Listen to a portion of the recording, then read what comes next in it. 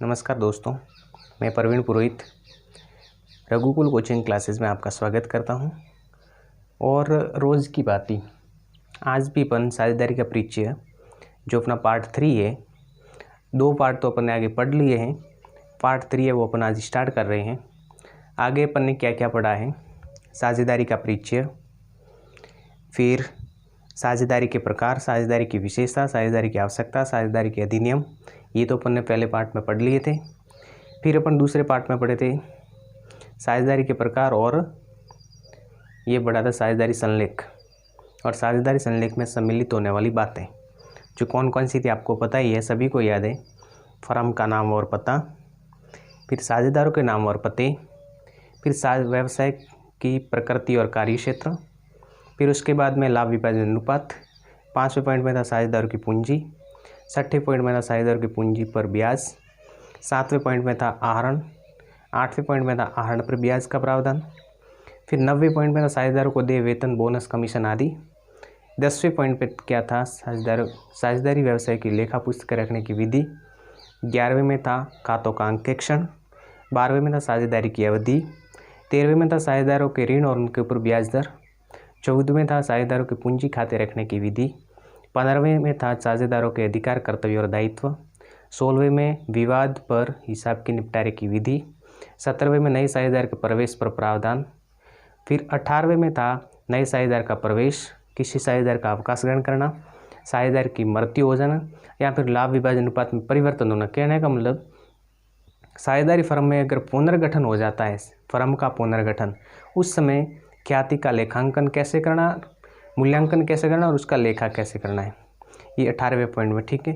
19वें में यदि किसी साझेदार का अवकाश ग्रहण करना है या फिर उसकी मृत्यु हो जाती है तो हिसाब का निपटारा कैसे करना है। 20वें में था फर्म के समापन की विधि एवं प्रस्तुतियाँ। 21वें में था फर्म के समापन पर हिसाब के निपटारे की विधि। और 22वें में आपके था किसी साझेदार के दिवालिया हो जाने पर गार्नर बनाम मरे नियम का प्रयोग।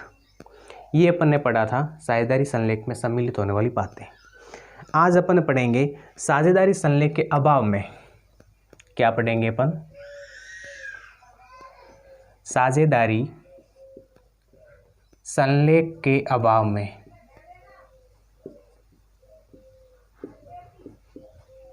लागू होने वाले नियम।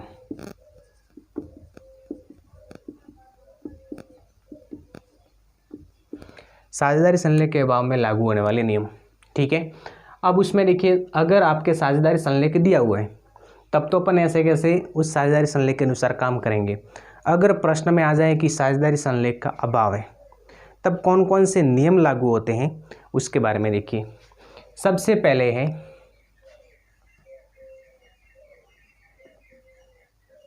समान लाभ विभाजन अनुपात। ये आपको ध्यान रखना है।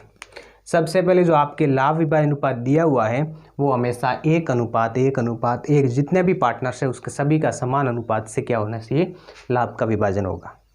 सबसे पहला नियम तो ये लगेगा। प्रश्न में मान लीजिए आपके दिया हुआ है कि ए और बी 2 पार्टनर्स हैं, 1:2 में लाभ का विभाजन करते हैं और प्रश्न के अंत में दे दिया है कि साझेदारी संलेख का अभाव है, तो अपन 1:2 में उसका लाभ विभाजन नहीं करेंगे, उसका लाभ विभाजन करेंगे 1:1 में। ठीक है। यानी समान लाभ विभाजन अनुपात, जितने भी पार्टनर्स है सभी को समान लाभ मिलेगा। ठीक है, समान हिस्सा होगा उसका। दूसरा आपके प्रोसेस है साझेदारों की पूंजी पर ब्याज नहीं दिया जाएगा।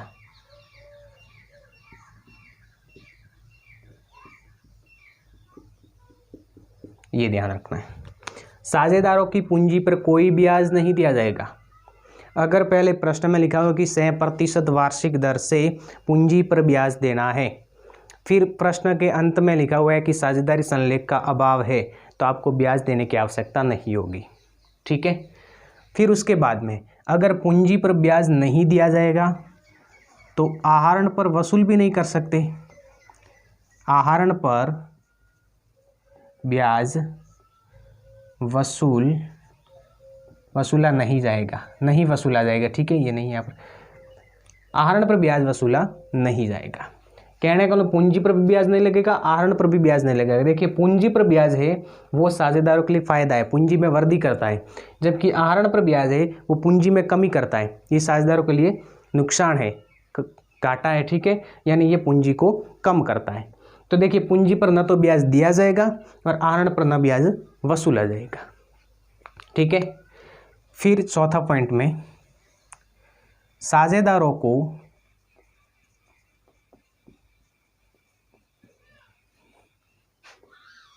अतिरिक्त पारिश्रमिक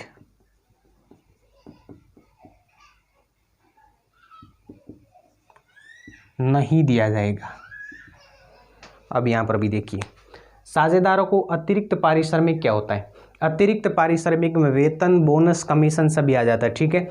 तो वेतन, बोनस, कमीशन नहीं दिया जाएगा साझेदारों को, ठीक है। फिर इसके बाद में देखिए यदि कोई साझेदार फर्म को ऋण देता है, यदि कोई साझेदार फर्म को ऋण देता है तो उसको 6% वार्षिक दर से 6% वार्षिक दर से ब्याज दिया जाएगा। ये मोस्ट इंपॉर्टेंट है।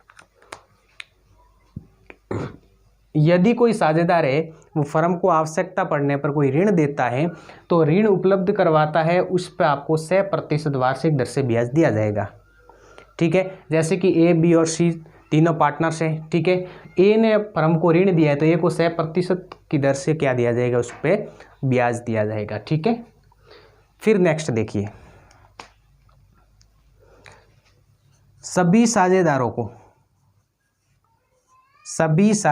को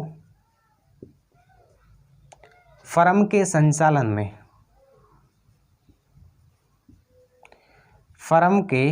संचालन में भाग लेने का अधिकार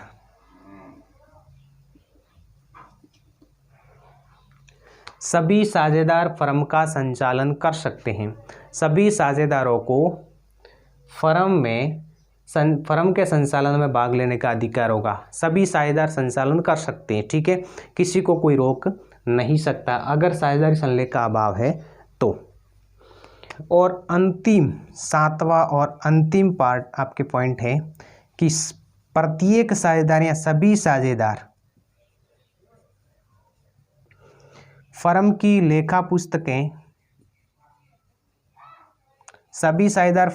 पुस्तकें देख सकते हैं, उसका निरीक्षण कर सकते हैं और प्रतिलिपि प्राप्त कर सकते हैं, ठीक है। देख सकते हैं, उसका निरीक्षण कर सकते हैं, यानी जांच कर सकते हैं, सभी लेखा पुस्तकें देख सकते हैं।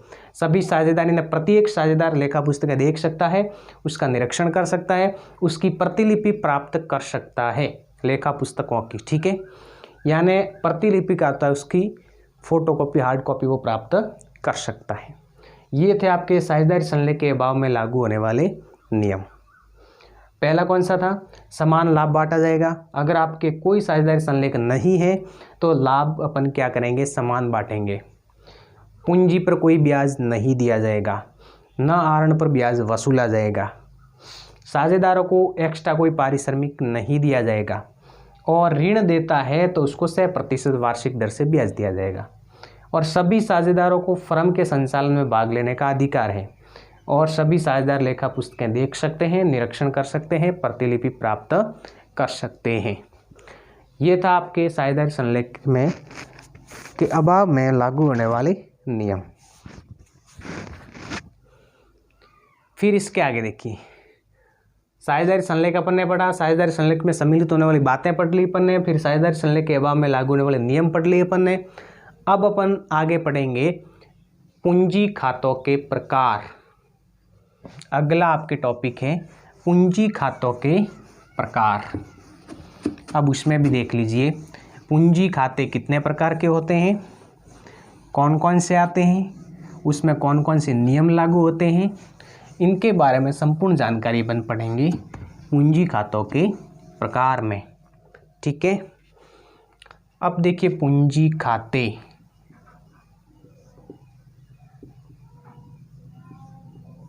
पूंजी खाते दो विधियों से रखे जाते हैं। पूंजी खाते रखने की दो विधियां हैं, एक है स्थिर पूंजी विधि, स्थिर पूंजी विधि, एक है परिवर्तनशील पूंजी विधि।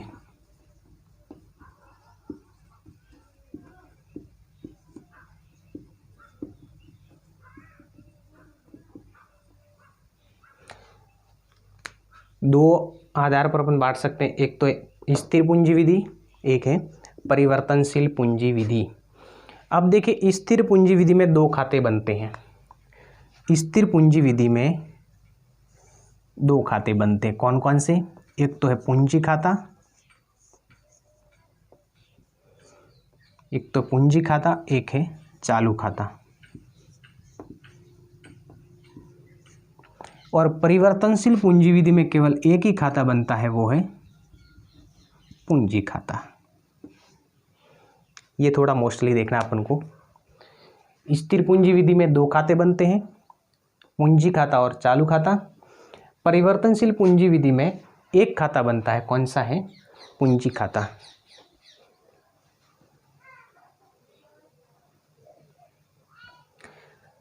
अब यहां पर देखिए, स्थिर पूंजी विधि में पूंजी खाता और चालू खाता दो खाते हैं। यहां पर आपको थोड़ा सा ध्यान देना है, पूंजी खाता। स्थिर पूंजी विधि का अर्थ ही होता है कि आपकी जो पूंजी है वो स्थिर होगी, कोई इसमें परिवर्तन नहीं होगा। पूंजी होगी वो स्थिर होगी, इसमें कोई परिवर्तन नहीं होगा। ये है स्थिर पूंजी विधि में। तो स्थिर पूंजी रखने के लिए उसका खाता भी अलग रखना पड़ेगा। अगर अपन साथ में रखेंगे तो पूंजी का शेष है वो घटता बढ़ता जाएगा, ठीक है। लेकिन अपन को तो स्थिर पूंजी रखनी है, तो स्थिर पूंजी रखने के लिए अपन को पूंजी का खाता भी क्या करना पड़ेगा?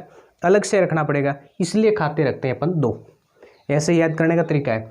अगर स्थिर रखना है तो स्थिर रखने के लिए पूंजी खाता अलग रखो। जब पूंजी खाता अलग रखोगे तो खाते दो बन जाएंगे। परिवर्तनशील में है तो आपके परिवर्तन होता रहता है, इसमें तो एक ही खाता बनेगा तो भी कोई समस्या नहीं होती। ऐसे याद रखने का तरीका, ठीक है। तो स्थिर पूंजी पद्धति में दो खाते। पहले है पूंजी खाता। पूंजी खाते में क्या क्या आता है? केवल पूंजी। केवल क्या आ जाएगा? पूंजी। पूंजी खाते में केवल पूंजी आ जाएगा, वो भी किसमें? स्थिर पूंजी विधि में अगर पूंजी खाता बनाओगे तो उसमें केवल पूंजी आएगा। और शेष लेन देन, अब शेष लेन देन कौन से होते हैं? ऐसे लेन देन जो पूंजी में वृद्धि करते हैं और पूंजी में कमी करते हैं। साझेदारों के बेनिफिट होता है और साझेदारों को लॉस होता है। अब साझेदारों के बेनिफिट किस में होगा? वेतन है, बोनस है, कमीशन है, इसमें आपकी साझेदारों के पूंजी में वृद्धि होती है। तो जो पूंजी में वृद्धि करने वाली मद है उसको तो सीआर पक्ष में लिखा जाएगा, और जो पूंजी को कमी करने वाली मद है वो डीआर पक्ष में लिखा जाएगा इस खाते में, ठीक है। तो ये आपको ध्यान रखना है कि जो पूंजी में वृद्धि करते हैं उसको सीआर पक्ष में लिखो, यानी साझेदार को जो फायदा है वो सीआर पक्ष में, साझेदार को नुकसान है उसको डीआर पक्ष में लिखेंगे। और डीआर पक्ष में कौन कौन सी आएगी? एक तो आहरण है और एक आहरण पर ब्याज। ये दो मद ऐसी हैं जो साझेदारों की पूंजी में कमी करने वाली है। और इसके बाद में आपके लॉस है वो हानि। ये तीन मद आपके आ जाएगी कमी करने में। वृद्धि करने में पूंजी पर ब्याज, वेतन, कमीशन, बोनस और इसके बाद में लाभ। ये मद है, ये आपके आ जाएगा चालू खाते के सीआर पक्ष में, ठीक है। ये अपन पढ़ रहे थे स्थिर पूंजी विधि। स्थिर पूंजी विधि में दो खाते बनते हैं, पूंजी खाता और चालू खाता। चालू खाते में कौन कौन सी मद आती है? पूंजी को छोड़कर शेष सभी पूंजी में वृद्धि करने वाली और पूंजी में कमी करने वाली सभी मद आ जाएगी चालू खाते में, ठीक है। पूंजी को छोड़कर देखिए, पूंजी पर ब्याज, वेतन, कमीशन, बोनस, लाभ, ये सभी साझेदारों के लिए फायदा है, सीआर पक्ष में आ जाएगा। आहरण और आहरण पर ब्याज, ये सभी साझेदारों के लिए नुकसान है और लॉस, तो ये डीआर पक्ष में आ जाएगा। ये आपको थोड़ा सा ध्यान देना। आपको फॉर्मेट के हिसाब से भी समझा दिया जाएगा कि फॉर्मेट कौन सी मद कहाँ जाएगी, वो आपको परफेक्ट रूप से बता दिया जाएगा। लेकिन आपको ये ऊपरी ऊपरी समझना है अपन को कि कौन सी मद कहाँ आएगी, ठीक है। पूंजी खाते में आपको यही देखना है, केवल पूंजी शेष, केवल पूंजी शेष सीआर पक्ष में लिखना है, फिर बैलेंस पीडी करके डीआर पक्ष में लिखा जाएगा, बैलेंस सीडी करके, ठीक है। केवल पूंजी शेष। अब देखिए, पूंजी खाते में पूंजी का शेष परिवर्तित नहीं होता है, लेकिन ऐसी कोई कंडीशन है, दो कंडीशन। उसमें परिवर्तित होता है। स्थिर पूंजी विधि में पूंजी खाते का शेष परिवर्तित नहीं होता है। परिवर्तनशील पूंजी विधि में पूंजी खाते का शेष परिवर्तित होता है। ये तो नॉर्मली बात है, ठीक है। ये तो ऊपरी ऊपरी अपन को देखना है कि पूंजी खाते का शेष किस में परिवर्तित होता है, तो परिवर्तनशील में, किस में नहीं होता है तो स्थिर पूंजी विधि में। अब देखिए, लेकिन ऐसी दो कंडीशन है जो स्थिर पूंजी विधि में जो पूंजी खाता होता है उसमें पूंजी का शेष अपन लिखते हैं, वो पूंजी का शेष परिवर्तित तो नहीं होता है। लेकिन ऐसी दो विधि अगर घट जाए, कोई ऐसी दो कंडीशन है, ऐसी दो परिस्थितियां हैं, अगर वो दो परिस्थितियां हो जाए तो स्थिर पूंजी विधि में भी पूंजी खाते का शेष परिवर्तित होगा। आपको समझ में आ रहा होगा। देखिए, अगर डायरेक्टली आपको पूछा जाए कि पूंजी खाते का शेष परिवर्तित होता है या नहीं, तो आपको बताना है कि परिवर्तनशील पूंजी विधि में पूंजी खाते का शेष परिवर्तित होता है, जबकि स्थिर पूंजी विधि में पूंजी खाते का शेष परिवर्तित नहीं होता है, स्थिर रहता है। लेकिन आपको कह दिया जाए कि ऐसी कोई कंडीशन है जिसकी वजह से स्थिर पूंजी विधि में भी पूंजी खाते का शेष परिवर्तित होगा। हाँ, तो ऐसी दो कंडीशन ऐसी हैं जिसमें स्थिर पूंजी विधि में भी पूंजी खाते का शेष परिवर्तित होगा। वो कौन कौन सी कंडीशन है वो आपको बता देते हैं। एक तो है स्थायी रूप से पूंजी निकालना, और एक है अतिरिक्त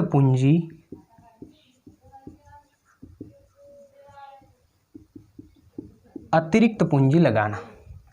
ये दो कंडीशन ऐसी है। स्थायी रूप से अगर आप पूंजी निकालते हो तो आपके स्थिर पूंजी विधि में भी पूंजी खाते का शेष कम होगा, यानी परिवर्तित होगा। और या फिर आपने एक्स्ट्रा पूंजी कोई लगाई है वर्ष के दौरान, तो भी आपके स्थिर पूंजी विधि में पूंजी खाते का शेष बढ़ेगा और इसमें घटेगा। स्थायी रूप से पूंजी निकालोगे इसमें घटेगा, जबकि अतिरिक्त पूंजी लगाओगे इसमें बढ़ेगा। ये दो कंडीशन आपको ध्यान रखना पड़ेगा कि दो कंडीशन ऐसी हैं जिसमें स्थिर पूंजी विधि में भी पूंजी खाते का शेष परिवर्तित होता है, दो कंडीशन के माध्यम से, बाकी स्थिर ही रहता है। अब दो कंडीशन है वो स्थायी रूप से पूंजी को निकालना और अतिरिक्त पूंजी लगाना। ये दो कंडीशन ऐसी है, ठीक है। ये बात थी अपने स्थिर पूंजी विधि की।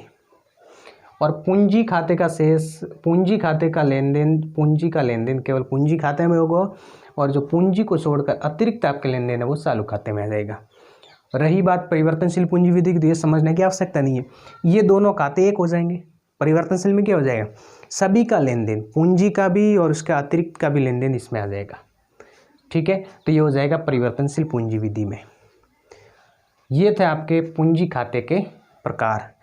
कल अपन पढ़ेंगे पूंजी खाते और उसमें स्थिर पूंजी विधि और परिवर्तनशील पूंजी विधि में कौन कौन से खाते आते हैं उसका फॉर्मेट बताया जाएगा, और फॉर्मेट में कौन कौन सी मदें आएगी, डीआर पक्ष में कौन सी मद आती है, सीआर पक्ष में कौन सी मद आती है, उसका शेष कैसे निकाला जाता है, उसके बारे में आपको समझा दिया जाएगा कल यहाँ पे, ठीक है।